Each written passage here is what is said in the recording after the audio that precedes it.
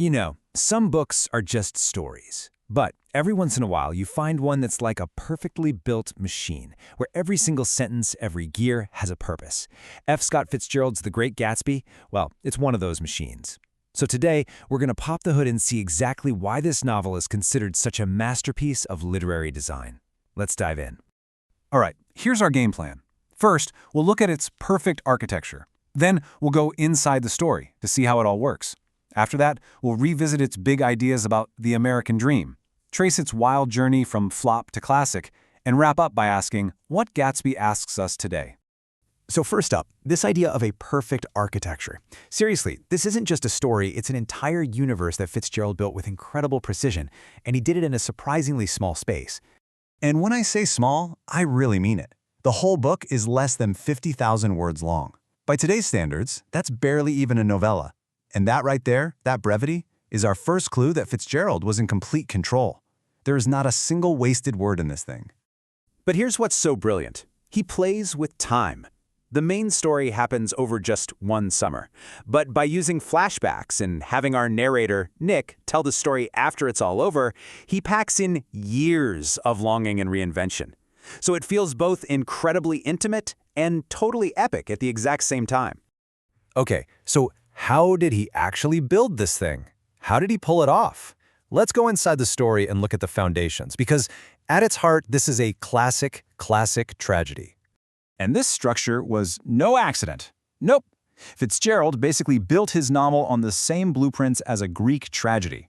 The first 3 chapters, that's the setup, where we learn the rules of this world. The next 3, that's the big reveal, where we find out who Gatsby really is. And the last 3, that's the catastrophe. It's this perfect, inescapable arc, playing out right in the middle of the roaring 20s. Now, the guy at the center of it all is our narrator, Nick Carraway, and he is a total paradox. He's a participant, right? He's there for almost every big moment. But at the same time, he's just an observer, kind of standing off to the side, watching it all happen. This dual role creates this incredible tension because we're forced to see everything through his very specific and maybe, just maybe, unreliable eyes. And that brings us to the very first lines of the book. Nick tells us his father taught him not to judge people. But does he follow that advice? As we read, we have to keep asking ourselves, is this guy telling us the straight truth, or is this whole story filtered through his own biases and maybe even his own little deceptions? Okay, so the super tight structure, it's not just a cool literary trick. It's the framework that holds up this really deep, really critical look at some of America's biggest ideas. So let's get into the thematic pillars of the novel. And it all starts with Gatsby himself, who is really 2 people in one. First, there's James Gatz, a poor farm kid from the middle of nowhere. And then there's Jay Gatsby, the man he invents, this mysterious, unbelievably wealthy guy. He is the American dream pushed to its absolute limit. And the book makes us ask, is that dream a noble goal, or is it a deadly illusion? Fitzgerald also does this genius thing where he uses geography to map out the American class system. You've got East Egg, that's the old money, like the Buchanans. West Egg is the new money, where Gatsby lives. And then there's the Valley of Ashes for everyone who got left behind. But here's the crucial part. He shows it not as a ladder you can climb, but as a set of walls you can't get through. It's a brutal takedown of that whole idea of meritocracy. Gatsby can buy a mansion right across the water, but he can never really get to the other side. So when you boil it all down, the entire story is powered by these huge tensions. You've got the dream of America versus the reality, old money versus new money, this obsession with repeating the past versus the need to move forward, and of course, the massive gap between how things look and how they really are. And this one line, this one quote from Gatsby about Daisy, oh man, it just captures it all. Her charm, her appeal, it's not just her. It's the sound of generations of wealth and privilege.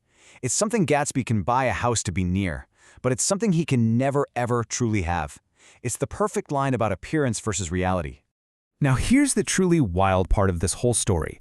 This masterpiece, one of the greatest American novels ever written, was a total flop when it first came out.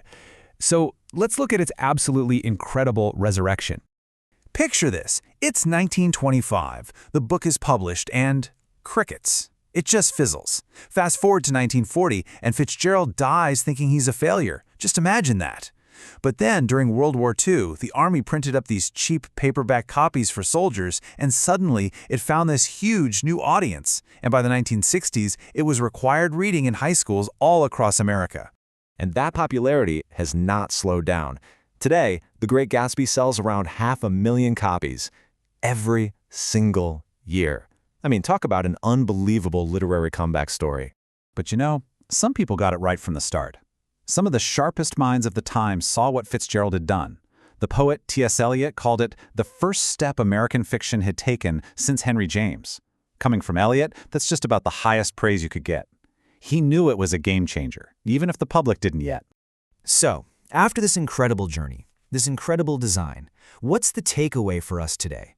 What are the big, enduring questions that The Great Gatsby is still asking? At the absolute core of the book is Gatsby's crazy, desperate belief that yes, of course, you can repeat the past. His entire fortune, his entire life is built to do just that, to rewind the clock and get one moment back. And it forces us to ask ourselves that same question. Are we stuck with our past, or can we really, truly start over?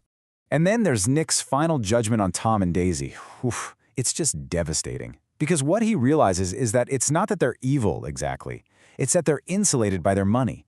They can break things and people and just retreat without ever facing the consequences. The book really asks, is that kind of carelessness what happens in a society that's obsessed with wealth? And of course, there's the green light at the end of Daisy's dock. It's one of the most powerful symbols in literature. It's that beautiful, shimmering future that we're all chasing, that dream that feels so close you could almost touch it, but it keeps moving further away. It's the gap between our dreams and our reality made visible. And this all leads to that final haunting line. It's just so perfect because it captures everything. It honors our struggle, right? The nobility of fighting for that dream, of beating on, but it also suggests we can't escape the current of our past. So are we actually moving forward, or are we just fighting a battle we're destined to lose? That's the question Gatsby leaves us with. Forever.